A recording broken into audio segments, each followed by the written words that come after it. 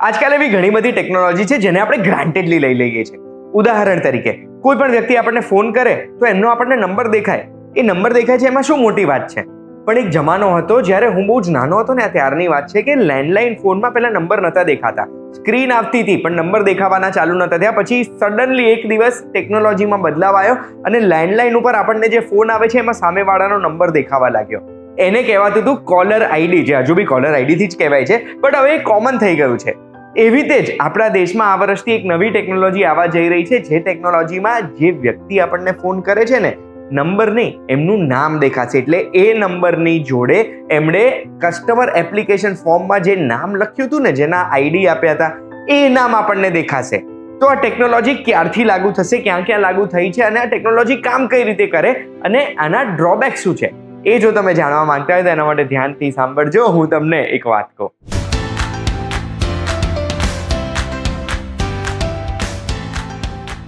એક વાત કહું, આપનું સ્વાગત છે. મારું નામ છે ગુંજ ઠક્કર અને ફેબ્રુઆરી 2024માં ટેલિકોમ રેગ્યુલેટરી ઓથોરિટી ઓફ ઇન્ડિયાએ એક નોટિફિકેશન બહાર પાડ્યું હતું, જેમાં એવું કીધું હતું કોલર નેમ પ્રેઝન્ટેશન સર્વિસ એટલે CNAP આપણા દેશમાં લાગુ કરી દેવું જોઈએ. જેના માટે હમણાં 2025માં એક નોટિફિકેશન ડિપાર્ટમેન્ટ ઓફ ટેલિકમ્યુનિકેશન્સે આપી અને એવું કીધું કે હવે આપણા દેશના ટેલિકોમ ઓપરેટર્સ છે એ આ CNAP સર્વિસ લાગુ કરી દેશે. આ CNAP સર્વિસમાં શું થાય કે જ્યારે કોઈ પણ વ્યક્તિ બીજા કોઈ વ્યક્તિને ફોન કરે છે તો એ ફોન થાય સામેવાળા વ્યક્તિ સુધી પહોંચે ત્યાં સુધી એમના ટેલિકોમ ઓપરેટર એ નંબર જોવે, નંબરથી આઈડેન્ટિફાઈ કરે કે આના કસ્ટમર એપ્લિકેશન ફોર્મમાં કોનું નામ હતું અને એ નામ સામેવાળા વ્યક્તિને દેખાડે. આનાથી શું થશે?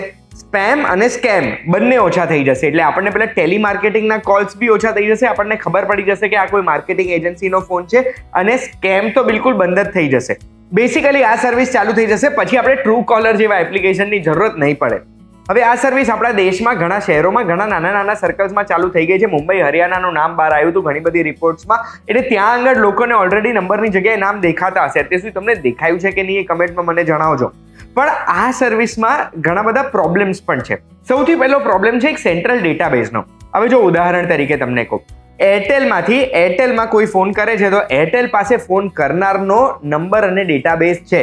એટલે એ જેમને કોલ ગયો છે એમને એમનું નામ દેખાડી શકશે. પણ જો જીઓમાંથી એરટેલમાં ફોન જાય છે તો જીઓ પાસે પોતાના કોલરનો ડેટાબેઝ તો છે, આ કોનું નામ પર રજીસ્ટર્ડ છે આ નંબરે, પણ એરટેલમાં ફોન જઈ રહ્યો છે તો એરટેલ એટલે જે કોલ રિસીવ કરી રહ્યા છે એરટેલ વાળા ભાઈ, એમની પાસે જીઓ વાળો ડેટાબેઝ નહીં હોય એરટેલ પાસે, તો એ ડેટાબેઝમાં નામ કઈ રીતે આવશે? એના માટે એક સેન્ટ્રલ ડેટાબેઝની જરૂરત પડશે, જે સેન્ટ્રલ ડેટાબેઝનું એક્સેસ આપવું પડશે બધી ટેલિકોમ એજન્સીઝને. આનાથી પ્રોબ્લેમ શું થશે? આ ડેટાબેઝ હેક થવાના ચાન્સીસ વધી જશે ને હેક થઈ જાય ડેટાબેઝ એના પછી એનો દુરુપયોગ પણ થઈ શકે છે. બીજો પ્રોબ્લેમ છે કે સ્કેમ થતા સૌથી વધુ લોકો કોણ છે? તો આપણા વૃદ્ધો કે પછી એવા લોકો જે ટેકનોલોજીકલી એડવાન્સ નથી, એમને ખબર નથી દુનિયામાં શું ચાલી રહ્યું છે અને એ લોકો ફીચર ફોન કે પછી 2G વાળા ફોન વાપરે છે. આ ટેકનોલોજી ફીચર ફોન અને 2G વાળા ફોનમાં કામ નહીં કરે ફિલહાલ.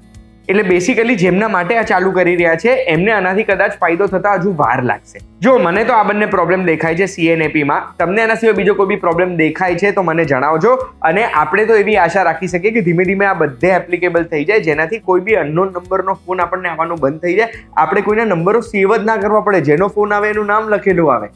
શું આ ટેકનોલોજી માટે તમે એક્સાઇટેડ છો? જણાવજો મને કમેન્ટ્સમાં. અને આવી માહિતી માટે એક વાત કહું, જોતા રહેજો. આપણે ફરી મળીશું.